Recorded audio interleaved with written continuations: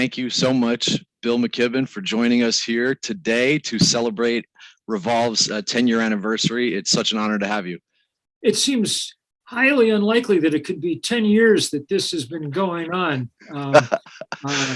But man, it's really settled. I mean, a decade has been enough to demonstrate what a good idea it is. And such congratulations to everybody on your team, and such thanks for all that good work. Thank you so much. I really appreciate it. So a few questions here for you. In your book, Falter, you talk about two technologies that can help us right the ship, so to speak, the solar panel and the nonviolent movement. And I wonder if you could tell us a bit more about what that means to you and how you see that playing out since you wrote the book.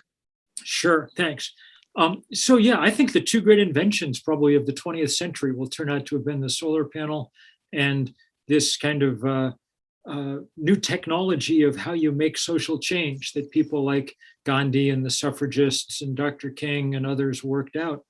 And they complement each other, because in order to get those solar panels installed in time to matter about climate change, we're going to have to be able to upend some of the power relationships on this planet. The vested interest of the fossil fuel industry in keeping their business plan more or less intact for as long as possible is now the greatest threat to the future of life on the planet. And so it's been, one of the things that we've done over the last decade or two, all of us together, is build these big effective movements that are starting to counterbalance the power of what was the richest industry on earth. Absolutely. Absolutely. Thank you for that. And, another question would be, in the 60s and 70s, after Silent Spring was published, we had a wave of bipartisan efforts around the environment, the Clean Air Act, Clean Water Act, EPA, et cetera. Now we know that, as you mentioned, the fossil fuel industry has done its job to keep us misinformed and divided.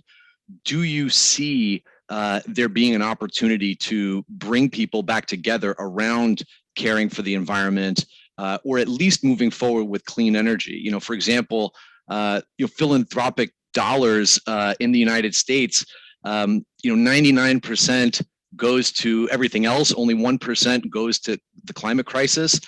You write about shifting the zeitgeist. What do you think it sort of takes to really sort of shift that and address the scale at the scale that's needed? Well, terrific questions. I do think that this kind of shift in the zeitgeist is the single most important part. Changing what people think is normal and natural and obvious. And I think that that's underway. 10 years ago, solar panels still seemed like a kind of, they seemed sort of like a toy almost, or something for very rich people or whatever. Now we understand, and this is much credit to the engineers who've done a great job over the last decade. Now we understand that this is the cheapest form of power on planet Earth. Not only does it not destroy the planet, which is a plus, it also is the most affordable way to produce energy. In fact, the way that I started saying this as I sort of try to think about how to keep shifting the zeitgeist is, time has now come for us to stop burning things on planet Earth, stop setting things on fire, coal, gas, oil, biomass, whatever, and rely on the fact that the good Lord installed a large burning orb 93 million miles away that we now have the wits to make full use of, between solar panels and wind turbines that take advantage of the differential heating of the Earth's surface. We've got what we need. And I do think that allows us, one of the interesting things about that is that it may allow us to not skip over, because that won't happen, but to diffuse a little bit some of the crazy partisan nonsense that's crept into all of this. As you know, when we ask people whether or not they like solar panels, when pollsters ask them, well, it turns out Republicans and independents and Democrats like them in about the same large proportions, for different reasons, maybe. My sense always with conservatives is they're like, yeah, I've got solar panel on the roof. Now I never have to talk to anyone again. My home is my castle. And, liberals are, the warm power of the sun is, uniting us all. Well, whatever. We can work with that. And we should take full advantage of this technological gift, because it's really the only break we've caught in the whole climate fight so far. Every other piece of news has been mostly bad. Change has come faster to the climate than we thought it would, and in more devastating ways. So the fact that this technological shift is underway is good news, and we need to let people internalize that. Absolutely. Yeah, I couldn't agree more. And obviously that's a big piece of our theory of change at RE-volv is, when we plant a seed in a community for solar energy, that and through our programming, helping to educate the community, we're then able to help accelerate that adoption, particularly in places where it's not common and where it's least accessible. My next question would be, from our very early days when we first started RE-volv and we first started doing our crowdfunding campaigns to raise money for, small solar projects on these tiny nonprofits, which would then support a growing revolving fund. You were very supportive from the very beginning. You would help promote our work, tweet about it, et cetera. I'm just, curious, first of all, thank you for, being such a great supporter and spokesperson for RE-volv for the last 10 years. But I'm also just curious, what inspired you to help us, especially, a small nonprofit really benefits from that, and continue to support us to this day. Well, so lots of things, including the fact that you guys are obviously good at this, which is, important. Vision is one thing, execution another, and good on you all.